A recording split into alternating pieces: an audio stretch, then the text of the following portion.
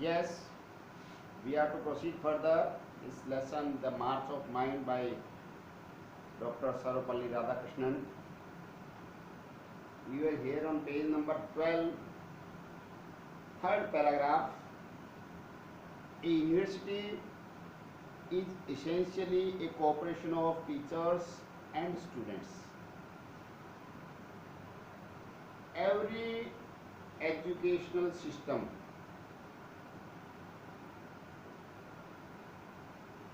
is always based on the understanding and mutual relationship of teacher and student. Universities are not an exception. This is simply written, essentially cooperation of teachers and students. The teacher should cooperate students and students must cooperate teacher. The relations between the two have been of sacred character. Very important line, particularly in present context.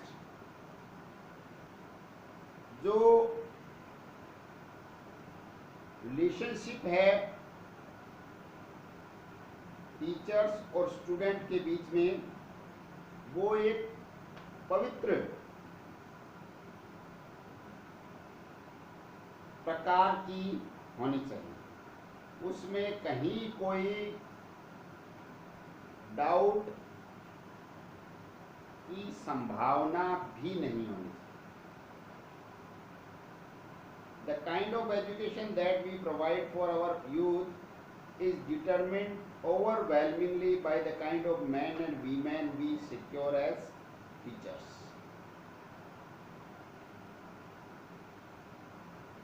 The most important aspect of education system is being raised here. I am reading it again for you. The kind of education that we provide for our youth, हमारे युवाओं को किस प्रकार की education हम देना चाहते हैं, is determined overwhelmingly by the kind of men and women we secure as teachers. Determined overwhelmingly means up to a larger extent. It depends on the persons whom we appoint as teachers. युवाओं को guidance कहाँ से मिलेगा? उनके teacher से. Therefore, the quality of teachers is of utmost importance. सबसे महत्वपूर्ण क्या है? टीचर्स की गुणवत्ता, टीचर्स की क्वालिटी. कि टीचर्स है वो बहुत ही गुणवान होने चाहिए, तभी वो हमारी आगे आने वाली पीढ़ी को, युवाओं को सही मार्गदर्शन देने में सक्षम हो पाएंगे. अगर किसी भी एंगल से टीचर्स की गुणवत्ता से समझौता किया जाता है तो वो बहुत बड़े स्केल पर राष्ट्र का नुकसान है. क्योंकि एक टीचर है वो एक विद्यार्थी को एक दिन के लिए नहीं पढ़ाएगा, वो हजारों विद्यार्थियों को बहुत वर्षों तक पढ़ाएगा. और अगर उसमें गुणवत्ता उतनी नहीं है जितनी चाहिए तो वो गुणवत्ता का अभाव उन विद्यार्थियों के कैरेक्टर में दिखेगा.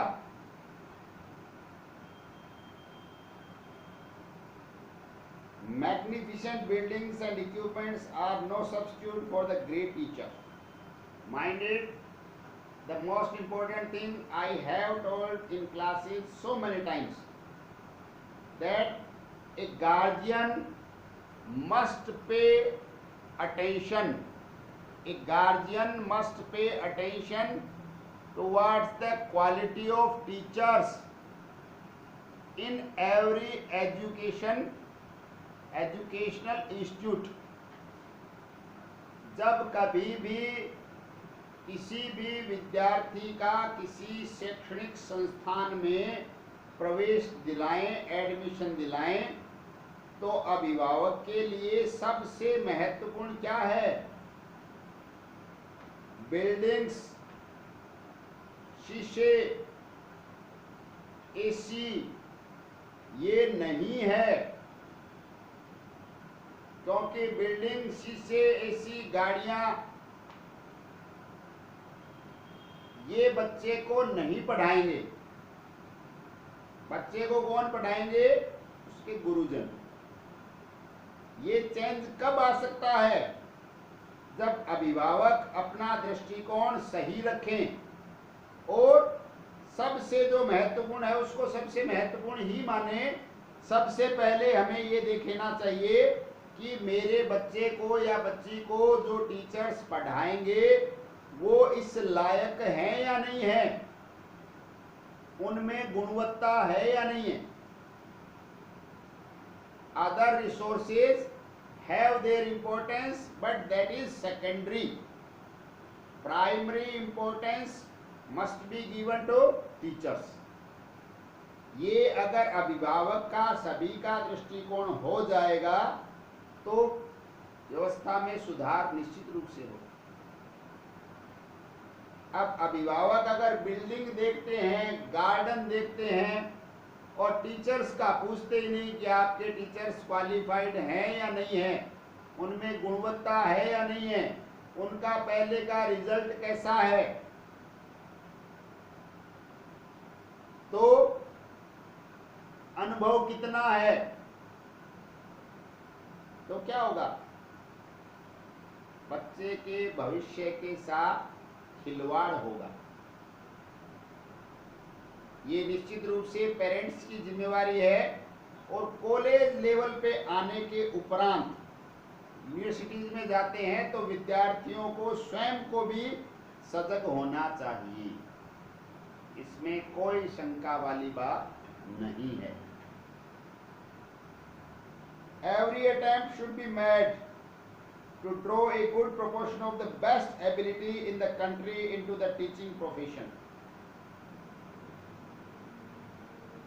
बड़े महत्वपूर्ण बिंदु पर हम इस लेसन में आ गए हैं। ये कह रहे every attempt should be made to draw the best in education field. आप गौर से समझें, हमारे यहाँ की व्यवस्था में क्या है आज के समय। उस समय था वही व्यवस्था लगभग चल रही है। जो बेस्ट क्वालिटी प्रोडक्ट होते हैं हमारे एजुकेशन सिस्टम से निकलकर वो कहाँ जाते हैं? तो आपका मेरा सबका जवाब क्या होगा कि सर बेस्ट तो एडमिनिस्ट्रेटिव सर्विसेज में चले जाते हैं, डॉक्टर्स बन जाते हैं, इंजीनियर बन जाते हैं। अभी प्रोफेसर्स का नाम भी आता है, बट ये तीसरे, चौथे, पांचवें नंबर पे आ रहा है बेटा। मेन बात ध्यान रखने की। और राधा कृष्णन क्या चाहते थे वही डिमांड है, ध्यान रहे। अगर बेस्ट जो स्टफ है वो टीचर्स नहीं बनेंगे तो स्टूडेंट के अंदर बेस्ट कैसे आएगा? जो बेस्ट है वो तो क्या बन गया? Administrator, doctor, engineer.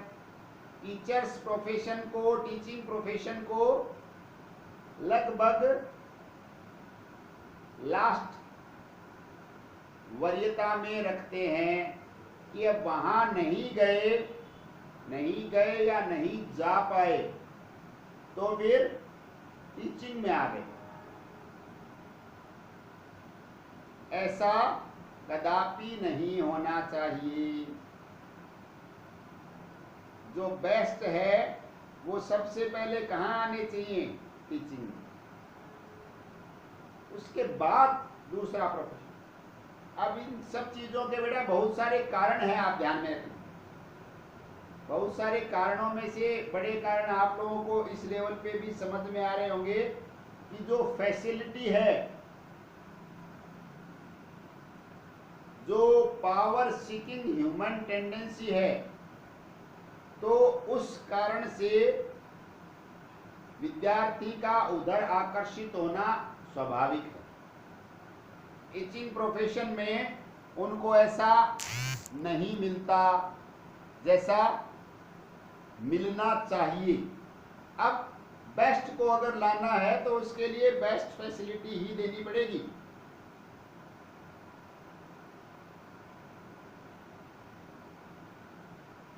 If this country is to participate in the march of mind in science and scholarship, universities must recruit for their staff some of the best mind of the country.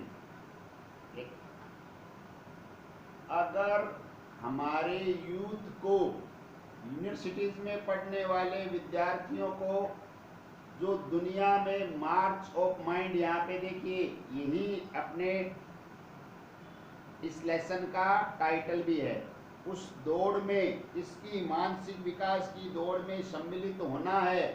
विश्व में विज्ञान के क्षेत्र में, अन्य सभी क्षेत्रों में अगर हमें स्टैंड करना है तो उसके लिए सबसे महत्वपूर्ण कंडीशन क्या है कि हमारे विश्वविद्यालयों में जो बेस्ट लोग हैं वो रिक्रूट हों,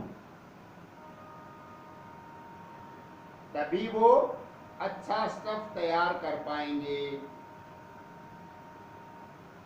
best minds of the country.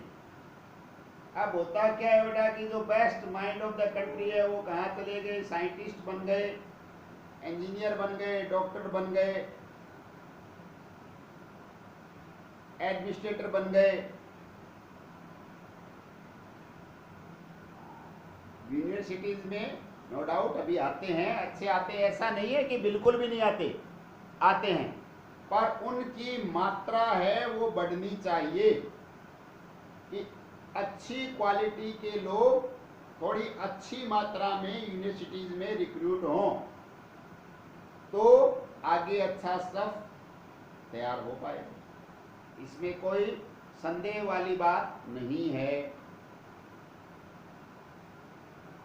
Must recruit for their staff some of the best minds of the country. Universities को अपने स्टाफ के रूप में इस दुनिया के जो बेस्ट माइंड हैं उनको रिक्रूट करना चाहिए।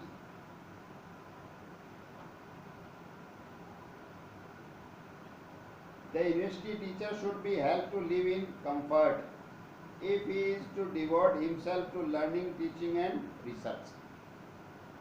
देखिए मुद्दों को इन्होंने बड़े सहजता के साथ रख दिया है। ये भी टीचिंग प्रोफेशन से देश के राष्ट्रपति तक के पद पर पहुंचे हुए व्यक्ति हैं। ये क्या बता रहे हैं? He was one of the best minds।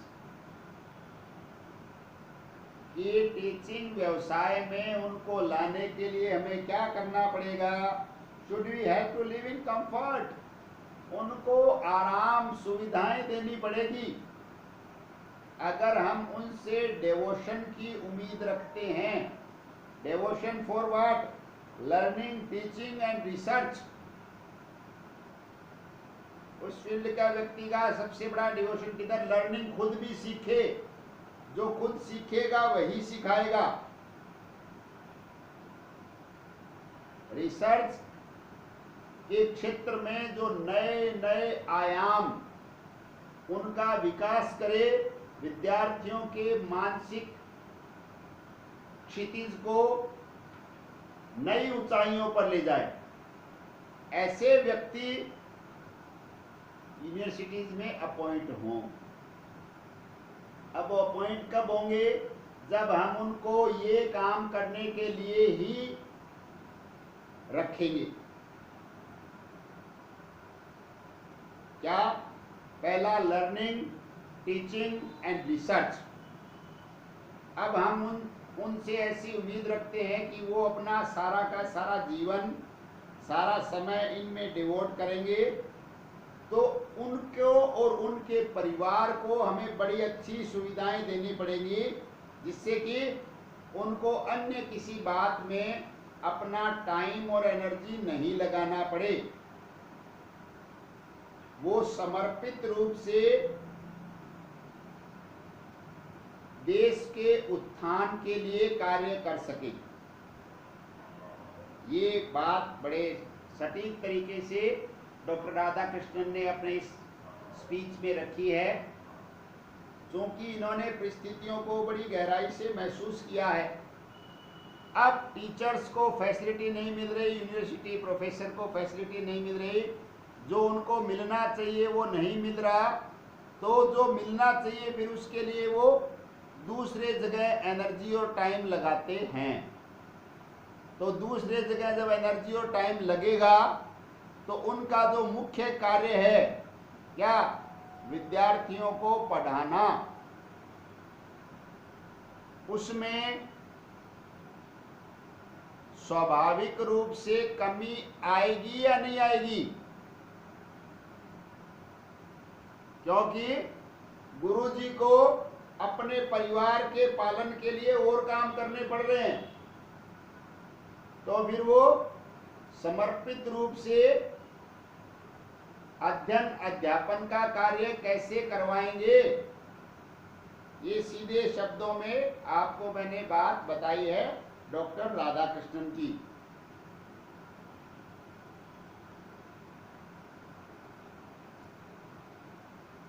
As the young recruits to the universities are paid low salaries, they fail to appreciate intellectual values and get interested in writing textbook or obtaining examinerships। ये देखिए, बड़े सीधे सरल शब्दों में अपनी बात इन्होंने कह दी है कि अब युवा हैं, बड़े इंटेलिजेंट हैं, शार्प माइंडेड हैं, उनको आपने रिक्रूट किया एज प्रोफेसर, एज टीचर, पर उनकी सैलरी है वो लो है। अगर लो सैलरी उनको पे करेंगे तो वो क्या करेंगे? जैसा मैंने आपको बताया कि वो अपने इनकम का सोर्स बढ़ाने का प्रयास करेंगे या नहीं करेंगे? करेंगे। फिर कोई किताबें लिखेंगे, उनसे रॉयल्टी प्राप्त करेंगे, कोई एग्जामिनरशिप के लिए अप्लाई करेंगे। ये सब करना कोई बुरी बात नहीं, पर ऐसा सब करने से विद्यार्थी के साथ अगर अन्याय हो जाता है तो ये देश के भविष्य के साथ अन्याय हो जाता है। इसलिए जो प्रोफेसर साहब आए उनको ऐसी बढ़िया सैलरी मिले कि उनको पढ़ाने के अलावा और किसी बात की चिंता हो ही नहीं कि मैं मेरे विद्यार्थी को मेरा सर्वोत्तम दूं, क्योंकि मुझे यूनिवर्सिटी सर्वोत्तम पेमेंट कर रही है। अब पेमेंट सर्वोत्तम नहीं हो रहा तो फिर वो, no doubt he is also a human being, उनकी भी कुछ आवश्यकताएं हैं, परिवार है, फैमिली है, सोसाइटी में रहते हैं, तो फिर उसको वो पूरा करने के लिए अन्य कार्य करते हैं। सीधी सी बात जो इन्होंने बताया है, इसके अलावा भी बहुत सारे कार्य जिनसे वो अपनी अर्निंग अधिक करते हैं, अधिक करने का प्रयास करते हैं। तो ऐसा जब जब भी होगा तो आप मान के चलिए ये फैक्ट है, इसको कोई माने या न माने, अगर कहीं पर भी दूसरी जगह ध्यान डाइवर्ट होगा तो विद्यार्थियों के साथ न्याय नहीं हो पाएगा। विद्यार्थियों को न्याय कब मिलेगा? जब टीचर्स को बढ़िया सैलरी मिलेगी तो वो अपना सर्वोत्तम देंगे। ये उनमें दायित्व बोध होना भी अति आवश्यक है।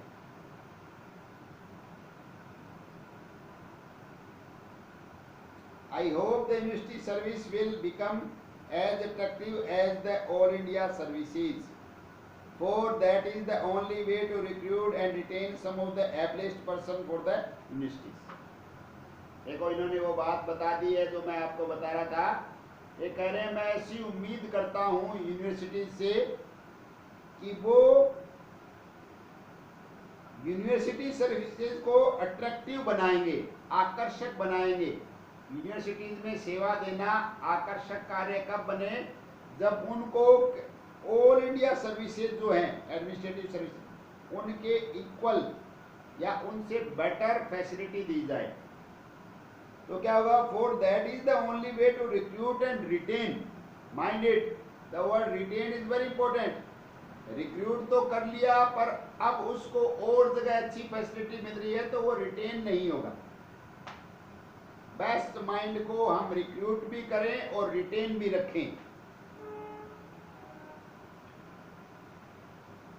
सम of the ablest persons from the for the universities. Ablest देखो सुपरलेटिव डिग्री काम में लिए सबसे योग्य, सबसे जो योग्य व्यक्ति हैं उनको हम रिक्रूट भी करें और उनको यूनिवर्सिटीज में सेवाएं देने के लिए बनाए रखें। बनाए कैसे रखें कि उनको हम बड़ी अच्छी सुविधाएं दें। सुविधाएं देंगे तो वो यूनिवर्सिटी के कार्यों में अपना पूरा समय देंगे। ये उन्होंने देखो कब बोल दिया। सुधार हुआ है नो डाउट, पर जितनी आवश्यकता थी उतना नहीं। As the example of the teacher has great influence on the pupils, we cannot evade our responsibility to the teaching profession. बड़े सिंपल शब्दों में सही सीधी बात इन्होंने कह दी है कि टीचर्स का जो एग्जाम्पल है, टीचर्स की जो पर्सनैलिटी है वो विद्यार्थियों के ऊपर, स्टूडेंट्स पे बड़ा प्रभाव डालती है। इसलिए हम जो टीचिंग प्रोफेशन है, शिक्षण का व्यवसाय है, उसके प्रति जो हमारी जिम्मेवारी है उसको नकार नहीं सकते, उसको अवॉइड नहीं कर सकते। ऐसा नहीं कह सकते कि ठीक है कोई भी टीचर बन जाएगा, पढ़ा देगा जैसा होता है, ऐसा नहीं। A more enlightened public attitude is essential. देखिए आपको मैंने पहले ही बताया, मोर एनलाइटेंड पब्लिक एटीट्यूड, जनता का जो रुख है वो ऐसा हो, व्यवहार ऐसा हो क्या कि जो अच्छे टीचर्स हो उनको रेस्पेक्ट मिले, रिकॉग्निशन मिले और फैसिलिटी मिले। ये कब मिलेगी, जब हम अच्छे टीचर्स की तलाश करने लग जाएंगे और कहीं पर भी प्रवेश लेने से पहले हम टीचर्स की गुणवत्ता को देखेंगे, उनका रिकॉर्ड देखेंगे, उन्होंने पहले कितने स्टूडेंट को पढ़ाया है, कितना अनुभव है, कैसे उनके स्कॉलर हैं। ये बड़ी सिंपल सी बातें हैं। हम बिल्डिंग, गार्डन, लाइब्रेरी, अन्य सभी चीजें भी देखेंगे, पर टीचर के बाद सबसे पहला ध्यान किधर होना चाहिए कि फैकल्टी कौन है, मेरे बच्चों को पढ़ाएगा कौन। ऐसा अगर दृष्टिकोण अभिभावकों में विकसित हो जाता है तो यूनिवर्सिटीज, कॉलेजेस सभी को सर्वोत्तम टीचर ही लाना पड़ेगा, क्योंकि अभिभावक सर्वोत्तम से कम में समझौता अगर नहीं करेंगे तो सर्वोत्तम आएगा। अब अगर अभिभावक देखते हैं कि हाँ ठीक है उनके ही पढ़ रहे थे, अपने वाले कोई भेज दो, कौन पढ़ा रहा है इससे मतलब नहीं है, तो बात नहीं बनेगी, कम बनेगी। I hope you are getting the point. We would continue in next video. Thank you very much.